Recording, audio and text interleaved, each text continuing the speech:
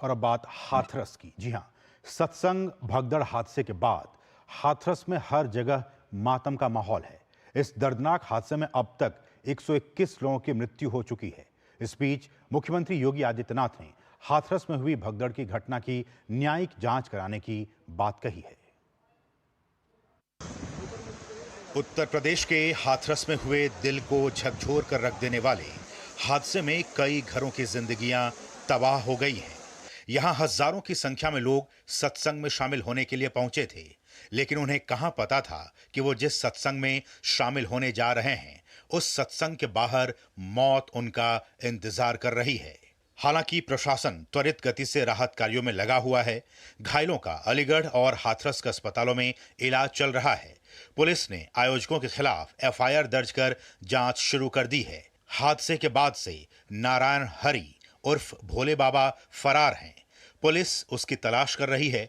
मुख्यमंत्री योगी आदित्यनाथ ने एक तय समय के अंदर जांच रिपोर्ट सौंपने का आदेश भी दिया है। उत्तर प्रदेश के मुख्यमंत्री योगी आदित्यनाथ ने आज हाथरस में सत्संग के दौरान मची भगदड़ वाले घटनास्थल का जायजा लिया और घायल श्रद्धालुओं का हालचाल जाना और कहा कि हमने इस घटनाक्रम पर एडीजी आगरा की अध्यक्षता में एक एसआईटी गठित की है, जिसने अपनी प्रारंभिक रिपोर्ट दे दी है और आगे की कार्यवाही जारी है। मुख्यमंत्री ने कहा कि इस घटना की तह तक जाना बहुत जरूरी है। हादसे के बारे में जो वहां के चश्मदीद हैं, जो इस घटना के शिकार हुए थे, गंभीर रूप से घायल हो गए थे, उनमें से ज्यादातर जो लोग हैं जिनसे आज मैंने बातचीत भी किया है, वे सभी इस बात को बोलते हैं कि हादसा कार्यक्रम के उपरांत। उत्तर प्रदेश के मुख्यमंत्री योगी आदित्यनाथ ने हाथरस भगदड़ मामले पर समाजवादी पार्टी प्रमुख अखिलेश यादव के आरोपों पर कहा कि कुछ लोगों की प्रवृत्ति होती है कि इस प्रकार की दुखद घटनाओं पर वे राजनीति ढूंढते हैं। ऐसे लोगों की फितरत है चोरी भी और सीना जोरी भी। ये हर व्यक्ति जानता है कि उन सज्जन की फोटो किसके साथ है और उनके राजनीतिक संबंध किनके साथ जुड़े हुए हैं। आपने देखा होगा कि पिछले दिनों रैलियों के दौरान इस प्रकार की भगदड़ कहां मचती थी और कौन इसके पीछे था। कुछ लोगों की एक प्रवृत्ति होती है कि इस प्रकार के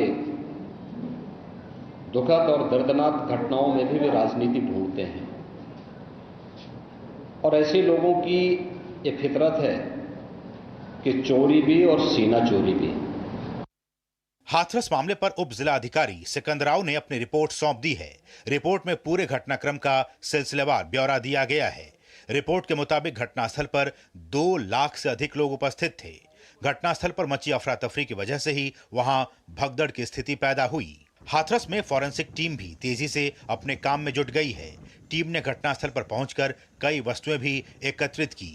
मिलने के लिए यहाँ कोई वैसा सामान नहीं, श्रद्धालुओं का जो सामान था, जूता चप्पल, बस वही मिला, कोई विशेष सामान नहीं है। पन्नी वगैरह जो बैठने का होता है वो मिला।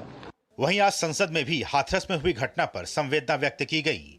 राज्यसभा के सभापति और उपराष्ट्रपति जगदीप धनखड़ ने सदन में कहा कि यह सदन शोकाकुल परिवारों के प्रति गहरी सहानुभूति और दुख व्यक्त करता है। Several devotees lost lives in a stampede that broke out at a religious event at Hathras in Uttar Pradesh. This house joins me in expressing our heartfelt condolences as well as deep sympathy and sorrow to the bereaved families and in praying for the speedy recovery of the injured. UP सरकार द्वारा इस पूरी घटना के लिए जिम्मेदारों की जवाबदेही तय करने की कार्रवाई की जा रही है, जिसमें कुछ विशेष दल बनाए गए हैं। अलग अलग जनपदों में कार्रवाई प्रारंभ कर दी गई है। अब उम्मीद यही है कि पीड़ितों को जल्द से जल्द न्याय मिले ताकि आगे भविष्य में ऐसी घटनाएं ना हो सकें। Bureau report, DD news. और ग्राउंड जीरो से इस वक्त हमारे सहयोगी नीरज सिंह हाथरस से ही वो मौजूद हैं। नीरज, 121 लोगों की दर्दनाक मृत्यु हुई है, कौन जिम्मेदार और इस वक्त क्या कुछ ताजा अपडेट आपके पास? देखिए, जहाँ तक जिम्मेदारी की बात है तो जो रिपोर्ट है वो सरकार को सौंप दी गई है और उस रिपोर्ट में कई तरह की बातें सामने निकल कर आई हैं। असीम, कि जिस तरीके से जो आयोजक थे उन्होंने 80,000 की अनुमति मांगी और 2 लाख से ज़्यादा की संख्या में वहाँ पर श्रद्धालु पहुँचे थे, और जो श्रद्धालु पहुँचे थे उनके लिए जो टेंट बनाया गया था उसमें किसी भी तरह के इंतजाम नहीं थे, ना तो वहाँ बैरिकेड प्रॉपर तरीके से किए गए, और जो सेवादार थे उन्होंने भी जो लोग हैं उनको ठीक तरीके से लाइन में नहीं लगने दिया, जिसकी वजह से आपने देखा कि सत्संग के बाद वहाँ पर भगदड़ मची और उसमें 121 लोग की मृत्यु हो गई। अब योगी आदित्यनाथ ने स्पष्ट कर दिया है कि इसकी न्यायिक भी जांच कराएंगे। इसके अलावा प्रदेश स्तर पर प्रशासन के स्तर पर इस मामले की जांच भी की जा रही है और जल्द से जल्द दोषियों के खिलाफ कार्रवाई भी की जाएगी। सबसे बड़ी बात है कि जो बाबा जो गरीब लोगों की चिंता हरण की बात करता था, वो बाबा जो गरीब लोगों के दुख दूर करने की बात करता था, वही बाबा उन गरीब लोगों को मरते हुए छोड़ के चला गया और उसके जो सेवादार थे और जो आयोजक थे वो वहाँ से भाग गए। सबसे बड़ी जो घटना हुई उसके पीछे मैं मानता हूँ कि जो सेवादार थे, जो खास तौर से बाबा के एक तरीके से बॉडीगार्ड थे और बाबा के आसपास चलते थे, जब सत्संग खत्म होने के बाद बाबा का काफिला जैसे ही हाईवे पर चढ़ा, वहाँ पर पहले से ही ऑलरेडी बड़ी संख्या में महिलाएं मौजूद थी और मंच से ये कहा गया कि बाबा से आप आशीर्वाद ले सकते हैं, बाबा के जो पैरों की जो धूल है वो ले सकते हैं। उसके बाद बड़ी संख्या में जो पंडाल में बैठे हुए लोग थे वो भी हाईवे की तरफ भागे और वहाँ ऑलरेडी हाईवे पर बड़ी संख्या में महिलाएं मौजूद थीं और जैसे ही भीड़ गई, इसके बाद जो सेवादार थे उन्होंने गाड़ी निकालने के लिए धक्का देना शुरू किया, जिसकी वजह से एक नालानुमा खेत के पास जगह थी, उसमें बड़ी संख्या में महिलाएं गिर गईं और उसके बाद लाखों की संख्या में लोग हैं उनके ऊपर से निकल गए।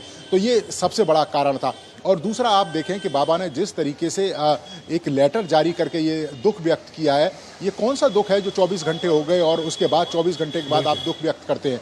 वो अगर बाबा अपने आप को निर्दोष समझता है तो क्यों नहीं, जब सैकड़ों की संख्या में लोग उस नाले में गिरे हुए थे, उनके ऊपर लाखों की संख्या में लोग गुजर रहे थे, तो उनके सेवादार और जो बाबा है वो खड़े होकर प्रशासन की हेल्प क्यों नहीं कर रहा था, उनको घायलों को वहाँ से निकालकर अस्पतालों तक पहुँचाने का काम क्यों नहीं कर रहा था। दूसरी सबसे बड़ी बात है कि जो बाबा ये कहता है कि वो 1 रुपया नहीं लेता है, आखिर उस बाबा के पास इतना अकूत साम्राज्य कहाँ से आ गया, सैकड़ों गाड़ियाँ लग्जरी कहाँ से आ गई, उसके पास आलीशान जो बंगले हैं, आलीशान आश्रम है वो कहाँ से आ गए, यहाँ तक कि कैंटीन उसकी ऐसी है जो 5 स्टार होटल की जो सुविधा है वो भी उसके सामने फीकी पड़ जाएगी। तो आप समझ सकते हैं कि कितना बड़ा षड्यंत्र है। और जिस तरीके से राजनीतिक पार्टियों के जो लोग उनके सत्संगों में जाते हैं और एक तरीके से उन्हें राजनीतिक बैक देने की कोशिश करते हैं, ये भी कहीं ना कहीं ऐसे बाबाओं को बढ़ावा देने का प्रयास है।